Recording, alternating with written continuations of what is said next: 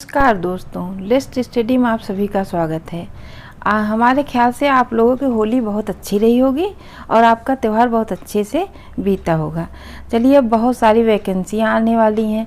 शायद लेखपाल में 8000 आएंगी और प्राइमरी के लिए सुपर टेट जो भी सुपर टेट वाला जो पेपर हो रहा है, शायद उसके लिए 17000 वैकेंसियाँ आने वाली हैं।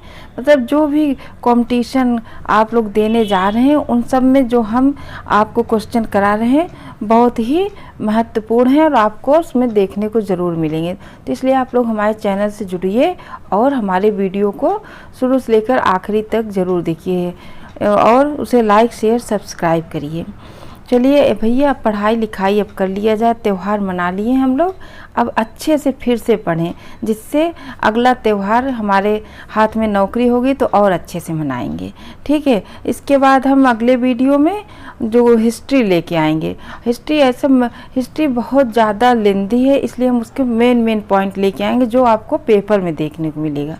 ठीक है, तो आइए शुरू करते हैं। इससे पहले हमने आपको 18 क्वेश्चन ईवीएस के करवाए थे, आज उससे आगे का है। तो आज हम ज़्यादा वो समझाएंगे नहीं, क्योंकि क्वेश्चन ज़्यादा हैं और टाइम हमारे पास कम रहता है। अभी हमारा वीडियो बहुत ज़्यादा टाइम वाला नहीं है कि हम बना सकें ज़्यादा टाइम के लिए। तो आइए शुरू करते हैं।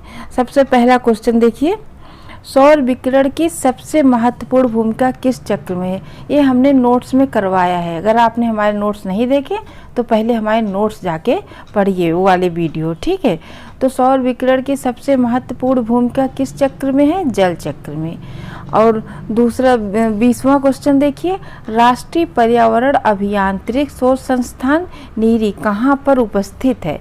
कहाँ पर उपस्थित है? नागपुर। नागपुर कहाँ पर है? महाराष्ट्र में। और इसकी 5 संस्थाएं भी है, ये भी नोट्स में मैंने करवा दिया है, तो आप लोग ज़रूर से वो सारी वीडियो ज़रूर देख लिया करिए, तो आपको क्वेश्चन करने में बिल्कुल भी दिक्कत नहीं होगा। ठीक है, नीरी की स्थापना कब हुई? तो 1958 में। नीरी की स्थापना कब हुई? 1958 में। पहला पृथ्वी शिखर सम्मेलन 1992 में हुआ था। मतलब कहाँ पर हुआ?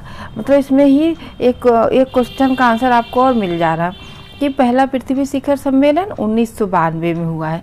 अब क्वेश्चन देखिए, पहला पृथ्वी शिखर सम्मेलन कहाँ पर हुआ है? तो रियो डी जेनेरियो। कहाँ पर हुआ? रियो डी जेनेरियो, जो ब्राज़ील में है। ठीक है, वायु में नाइट्रोजन की मात्रा कितनी होती है? 78%। हमने आप लोग से पूछा था क्वेश्चन, आप लोग ने वहाँ कुछ लोगों ने आंसर दिया है, वायु में नाइट्रोजन की मात्रा 78%। और वातावरण में सबसे अधिक गैस कौन सी है? नाइट्रोजन। वायु को क्या कहते हैं? गैसों का मिश्रण कहते हैं। 3 क्वेश्चन हमने पूछे थे, आप लोग हमारे क्वेश्चन का आंसर जरूर दिया करिए कमेंट्स बॉक्स में। संयुक्त राष्ट्र पर्यावरण कार्यक्रम UNEP का मुख्यालय कहाँ पर है? नैरोबी। नैरोबी कहाँ है? केन्या में। ठीक है, अब देखिए अगला 25वां क्वेश्चन, ग्रीन पीस इंटरनेशनल का मुख्यालय कहाँ है? ग्रीन पीस इंटरनेशनल का मुख्यालय एम्स्टर्डम। ये कहाँ है? नीदरलैंड में। एम्स्टर्डम नीदरलैंड में। पर्यावरण के प्रति मैत्रीपूर्ण उत्पादों के लिए कौन सा प्रमाण पत्र दिया जाता है? Eco mark. कौन सा प्रमाण पत्र दिया जाता है? Eco mark. इको मार्क प्रमाण पत्र किसके द्वारा दिया जाता है? ये भी नोट्स पे हमने अच्छे से करवाया है और समझाया भी था। ब्यूरो और इंडियन स्टैंडर्ड द्वारा।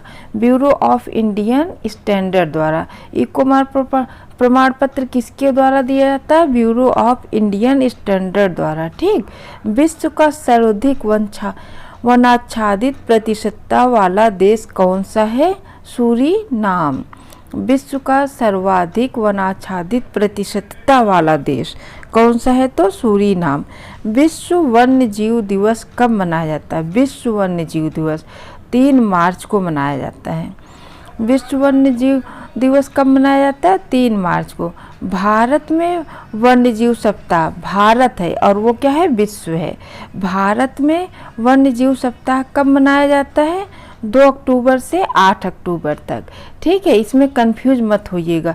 विश्व वन्य जीव दिवस कब मनाया जाता है? तो 3 मार्च को। और भारत में वन्य जीव दिवस सप्ताह कब मनाया जाता है? तो 2 अक्टूबर और से 8 अक्टूबर तक। ठीक है, और अब अगला देखिए, बायोम एवं जैवमंडल, इसके महत्वपूर्ण प्रश्न उत्तर। ठीक है, पृथ्वी पर पेड़ पौधों तथा जीव जंतुओं सहित सभी प्रमुख पारिस्थितिक तंत्र को क्या कहा जाता है? बायोम। अगर तुम आपसे पूछ ले बायोम क्या होता है, तो पृथ्वी पर पेड़ पौधे तथा जीव जंतु सहित सभी प्रमुख पारिस्थितिक तंत्र को बायोम कहते हैं। ठीक, पृथ्वी पर सबसे बड़ा बायोम कौन सा है? सबसे बड़ा बायोम जलीय बायोम। पृथ्वी पर सबसे बड़ा बायोम कौन सा है? तो वो है जलीय बायोम। सबसे कम जैव विविधता तथा जैव भार वाला बायोम कौन सा है? Tundra biome. ये सब बहुत इम्पॉर्टेंट है, चाहे आप बीएड की तैयारी कर रहे हैं, चाहे लेखपाल की, सुपर टेट की, किसी की भी, उन सब के हिसाब से बहुत महत्वपूर्ण क्वेश्चन हम बना कर लाए हैं। आप इसे ज़रूर से ज़रूर पढ़ लीजिएगा। कौन सा तंत्र किसी समुदाय सभी जीवों में संबंध स्थापित करता है? सभी समुदाय ना, कौन सा तंत्र किसी समुदाय सभी जीवों से संबंध स्थापित करता है? तो खाद्य जाल, फूड वेब।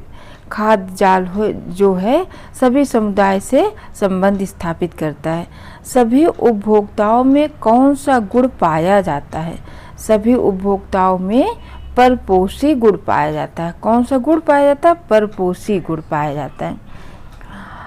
ये अगला देखिए, एबोनी तथा महागनी। ठीक, ये दो वृक्ष है, एबोनी तथा महोगनी वृक्ष किन वनों से संबंधित हैं? तो ये दोनों वृक्ष किन वनों से संबंधित हैं? उष्णकटिबंधीय सदाबहार वनों से। किससे संबंधित हैं? उष्णकटिबंधीय सदाबहार वनों से। अब अगला देखिए, साल, सौगान तथा शीशम किस बायोम के वृक्ष हैं? ये मानसूनी बायोम के वृक्ष हैं। एबोनी तथा महोगनी किसके हैं? सदाबहार के, उष्णकटिबंधीय सदाबहार। बिल्कुल कंफ्यूज मत होइएगा।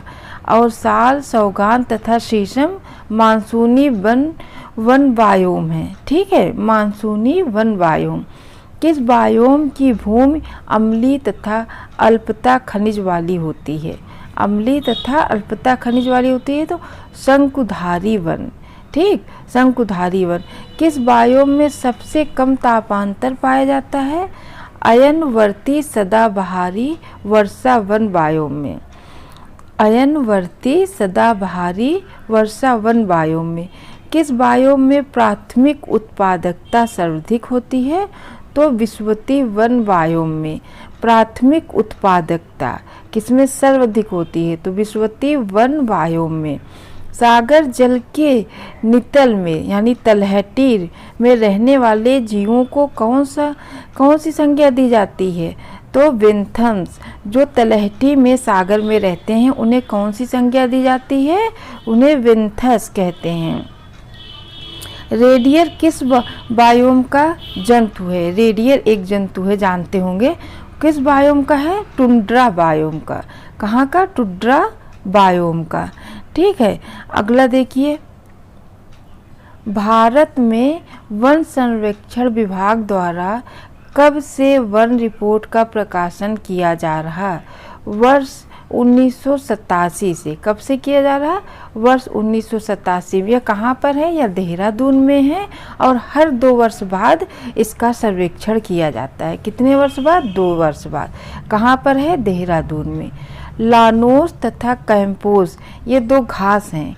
लानोस तथा कैंपोस घास किस बायोम में पाई जाती है? किस बायोम में? उष्णकटिबंधीय घास बायोम में। तो ये दोनों घास कहाँ पाई जाती हैं? उष्णकटिबंधीय घास बायोम में। एक बार नहीं याद होगा, आप 2 बार देखिए, 3 बार वीडियो जरूर याद हो जाएगा। कौन सी प्रजाति एक बड़े निवास स्थान पर रहती है तथा सामान्यतः प्रवासी होती हैं? अम्ब्रेला प्रजाति। अम्ब्रेला से याद रखिए, अम्ब्रेला प्रजाति। कहाँ रहते हैं ये सब? कौन सी प्रजाति एक बड़े निवास स्थान पर रहती हैं तथा सामान्यतः प्रवासी होती हैं? अम्ब्रेला प्रजाति। प्राकृतिक वनस्पति का सर्वाधिक विकसित क्षेत्र कौन सा है? प्राकृतिक वनस्पति का सर्वाधिक विकसित क्षेत्र कौन सा है? पतझड़ वन। कौन सा है? पतझड़ वन। हाथी घास किस बायोम की एक प्रमुख घास है? हाथी जो घास खाते हैं उसे हाथी घास कहा जाता है। हाथी घास किस बायोम की एक प्रमुख घास है? तो सवाना बायोम की। ठीक।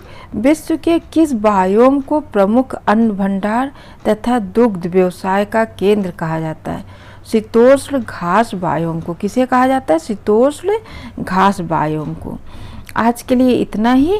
आप हमारा वीडियो शुरू से लेकर आखिरी तक ज़रूर देखा करिए, उसे लाइक शेयर सब्सक्राइब करिए। अगर आपको कुछ भी गलत लगता हो तो आप कमेंट बॉक्स में ज़रूर लिखिए, और अच्छा लगे तो वो भी कहिए। ठीक है, हम उसे एक्सेप्ट करेंगे। अगले वीडियो में हम फिर मिलेंगे। धन्यवाद।